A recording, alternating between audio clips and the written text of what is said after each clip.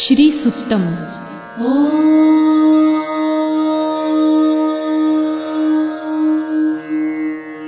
हिरण्यवर्णां हरिणीं सुवर्णरजतस्रजां चन्द्रां हिरण्मयीं लक्ष्मीं जातवेदो आवह ताम आवह जातवेदो लक्ष्मीमनपगामिनीं यस्यां हिरण्यं विन्देयं गामश्वं पुरुषानहम् अश्वपूर्वां रथमध्यां हस्तिनादप्रबोधिनीं श्रियं देवीमुपह्वये श्रीर्मा देवी जुषताम् कासोस्मितां हिरण्यप्राकाराम् आर्द्रां ज्वलन्तीं तृप्तां तर्पयन्तीं पद्मे स्थितां पद्मवर्णां तामिहोपह्वये श्रियम् चन्द्रां प्रभासां यशसा ज्वलन्तीं श्रियं लोके देवजुष्टामुदाराम् तां पद्मिनीं शरणमहं प्रपद्ये लक्ष्मीर्मे नश्यतां त्वां वृणे आदित्यवर्णे तपसोऽधिजातो वनस्पतिस्तव वृक्षोऽथ बिल्वः तस्य फलानि तपसानुदन्तु मायान्तरायाश्च बाह्या अलक्ष्मीः उपैतु मां देवसखः कीर्तिश्च मणिना सह प्रादुर्भूतोऽसुराष्ट्रेऽस्मिन् कीर्तिमृद्धिं ददातु मे शुक्लपासामलां ज्येष्ठाम् अलक्ष्मीं नाशयाम्यहम् अभूतिं समृद्धिं च सर्वानिर्णुद मे गृहात् गन्धद्वारां दुराधर्षां नित्यपुष्टां करिषिणीम्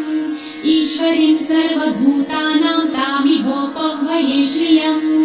मनसः काममाकुतिं वाचः सत्यमशीमहि पशूनां रूपमन्नस्य मयि श्रेयतां यशः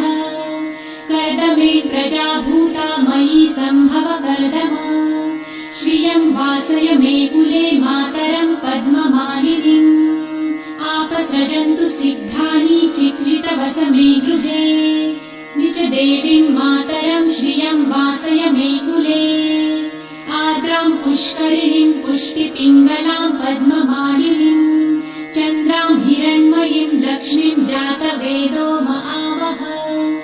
आर्द्रां यकरिणीं यष्टिं सुवर्णां हेममालिनीं सूर्यां हिरण्मयीं लक्ष्मी जातवेदो आवह ताम आवह जातवेदो लक्ष्मीमनपगामिनीं यस्यां हिरण्यं प्रभुतं गावो दासोऽश्वान् विन्देयं पुरुषानहम् यशुचिः प्रयतो भूत्वा जिहुयादाजमन्वहम् सूक्तं पञ्चदशर्च च श्रीकामः सततं जपेत् पद्मानने पद्म उरु पद्माक्षी पद्मसम्भवे तन्मे भजसि पद्मक्षी येन सौख्यं लभाम्यहम् अश्वदायै गोदायै धनदायै महाधने धनं मे लभतां देवी सर्वकामाश्च देहि मे पद्मानने पद्मविपत्रे पद्मप्रिये पद्मदलायताक्षी विश्वप्रिये विष्णुमनोनुकूले त्वत्पादपद्मं मयि सन्निधस्त्वम् पुत्रपौत्रं धनं धान्यं हस्ताश्वादिगवेरथम् प्रजानां भवसि माता आयुष्मन्तं करोतु मे धनमग्निर्धनं वायुर्धनं सूर्यो धनं वसु धनमिन्द्रो बृहस्पतिर्वरुणं धनमस्तु मे वैनतेय सोमं पिबतु वृतः सोमं धनस्य सोमिनो मह्यं ददातु सोमिनः न क्रोधो न च मात्सर्य न लोभो नाशुभामतिः भवन्ति कृतपुण्यानां भक्तानां श्रीसूक्तं जपेत् सरसिजनिलये सरोजहस्ते धवलतरां सुखगन्धमाल्यशोभे भगवती हरिवल्लभे मनोज्ञे त्रिभुवनभूतिकरी प्रसीद मह्यम् विष्णुपत्नीं क्षमां देवी माधवी माधवप्रियां लक्ष्मीं प्रियसखीं देवीं नमाम्यच्युतवल्लभाम् महालक्ष्मीं च विद्महे विष्णुपत्नी च धीमहि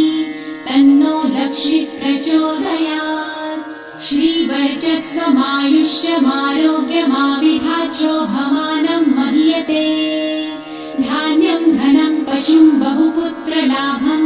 शतसंवत्सरं दीर्घमायुः